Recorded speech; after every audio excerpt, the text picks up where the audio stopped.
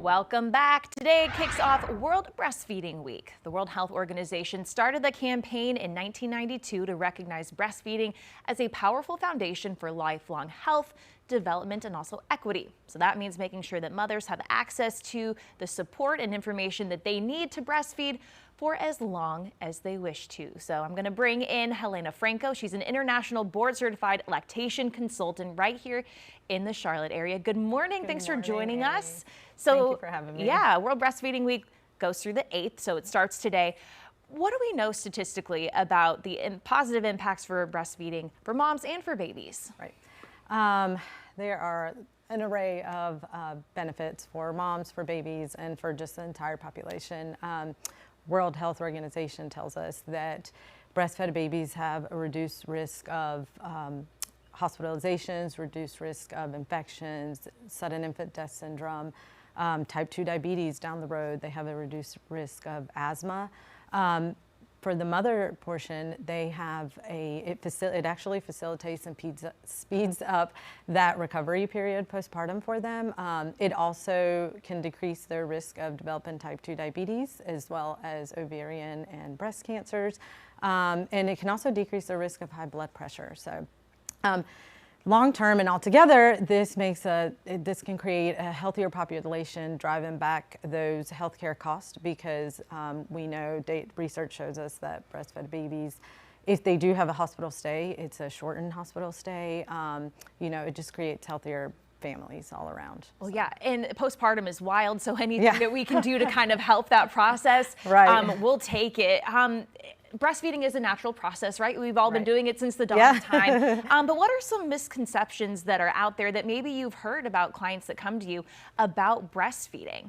I think that in itself, while it is a natural process, it's also a skill that they have to learn. I found out firsthand with my daughter in 2015. I had been working with the health department focusing on infant feeding and everything for 5 years at that point. I went into the hospital, delivered her, and I was just like, all right, let's latch. And it didn't come as naturally as I assumed. So I did have the help of an in-hospital lactation consultant. However, when I left the hospital, I didn't know that private practice lactation consultants existed. I was lucky enough to have my group of friends just kind of support me. They came by every day with dinner to help me latch, so that made a huge difference. But not everybody has that support. So.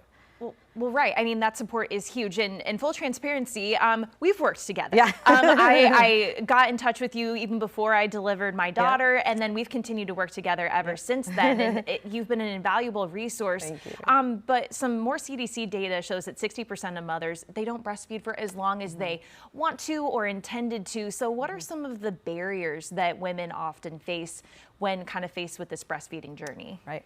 I think first, we need to kind of bring light. Yeah, there are a lot of barriers that they can definitely face, that families are facing. I think the main thing is it's so important for people to know that we exist, that there's an entire profession dedicated to lactation, to supporting parents and families through this feeding journey. And then within our profession, there's also different levels of help. So you have virtual and in-person support groups. You have, and that are, some are totally free, some are, kind of private run, and there's a fee for those. You have outpatient visits, lactation support from the hospitals. You have private practice lactation consultants, and most of us provide virtual, in-office, and have access to, and then provide in-home care as well. With that said, I think two of the biggest barriers are just lack of support and education. I think a lot of people, they don't have family around, or people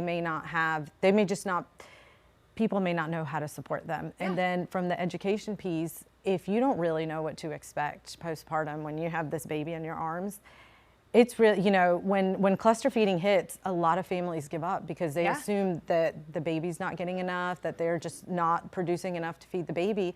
in reality, that's just part of the process. And we have to trust this process, and we have to know what to expect, because day 1 is going to look way different than day 7 and day 10. Yeah. So just the education and the support, I think, are 2 of the biggest barriers. And education is huge. We met before my daughter was born. That helped immensely in the hospital, especially if you're recovering from a C-section or traumatic birth. I don't remember anything that happened in the hospital when that lactation consultant came around.